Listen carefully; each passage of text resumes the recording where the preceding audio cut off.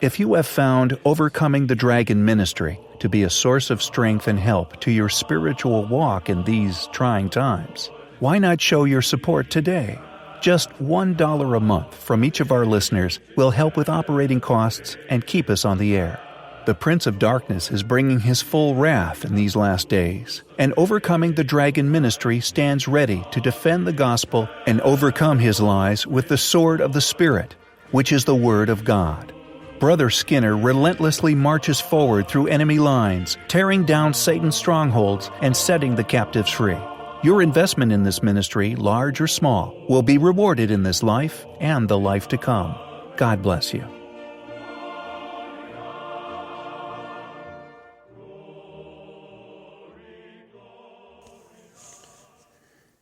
Well, if you have heard the interview with Donald Trump on 60 Minutes, you know by now that he is the biggest hypocrite, and that he is a liar, and that the key issues that he ran his campaign on, he has now already flip-flopped on, and it's just atrocious, people. Donald Trump now says that he's not going to lock up Hillary Clinton. In fact, he calls her a good person. He says Bill and her, they're both good people. He doesn't want to hurt them. These are his own words. He was asked about George Bush Sr. He said he's a wonderful man. He was asked about Comey, if he was going to ask for his resignation, and he flip-flopped on that. What makes us think he's going to honor any other thing he said during his campaign? If you don't know this by now, politicians have what's called campaign promises. During their campaigning, most, if not everything they say during their campaigning, they have no intention of doing. They're called campaign promises. Donald Trump, as I have been trying to tell you, is not the man you think he is, people. He is friends with Hillary Clinton and Bill Clinton. That will never change. He is closely aligned with the Bushes. I'm going to tell you right now, it's very possible that Donald Trump is actually a Mason. He may not be a full-blown Illuminati, but he definitely is within the Masonic law. He's part of that, and we know he's also part of the Jesuits. As far as I'm concerned, Donald Trump's a hypocrite, and he's a liar, okay? And if that's what it takes to be the President of the United States, then congratulations, Donald Trump.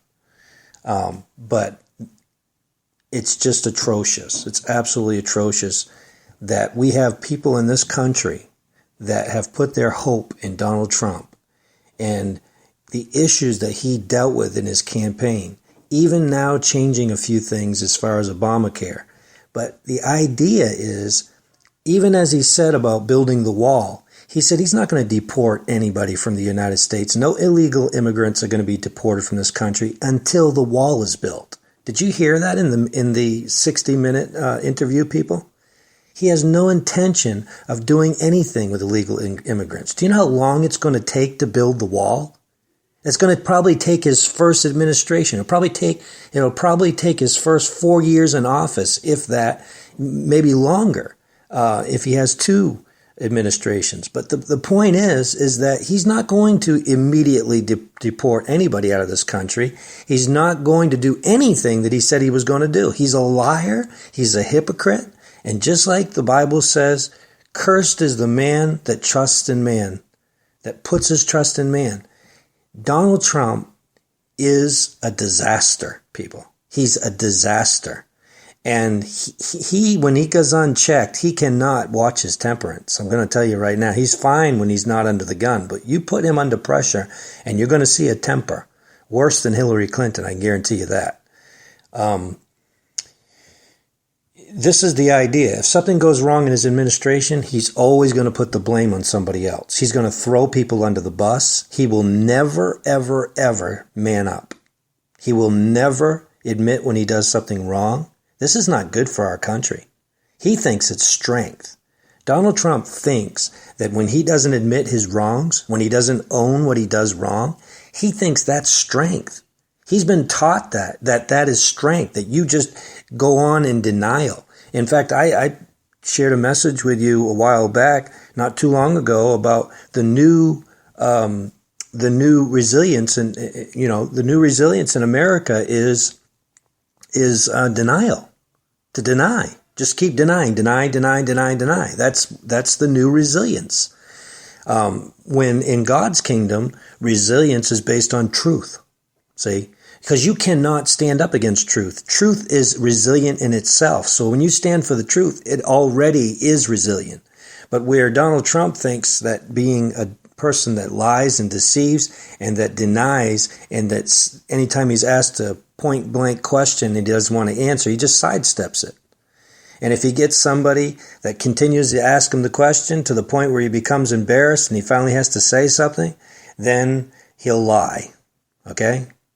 And if he tells the truth, he usually puts his foot in his mouth, and that's where he gets himself in trouble.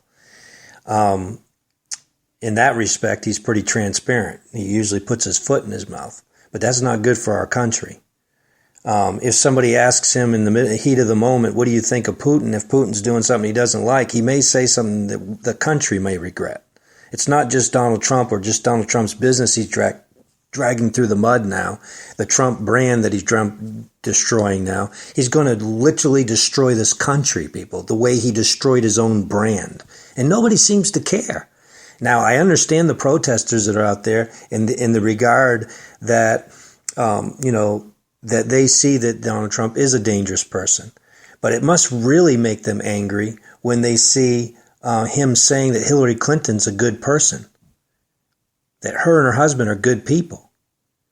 When they're out there protesting saying he is not a good person, and he was running on the fact that he was going to lock her up and she was a crooked Hillary and she was bad, she was terrible. And now they're out there saying, hey, wait a minute, he's not even saying what he used to say. He won his presidency through lies and hypocrisy. I'm not saying Hillary Clinton would have been any better for our country. I'm just telling you people, beware of the strong delusion that is upon us at this hour. This is a strong delusion. It's getting stronger every single day. We need to do what Jesus said. When you begin to see these things coming to pass, look up. Your redemption's drawing near. If ever we needed to be looking up, it's now. If there's ever been an hour we need to take our eyes off this world, take our eyes off what's going on around us, and just get our eyes on Jesus fully 100%, and not even look back, never look to the right or the left. Just keep your eyes on Jesus, brothers and sisters, because there's no hope in any other. There just isn't any hope in any other.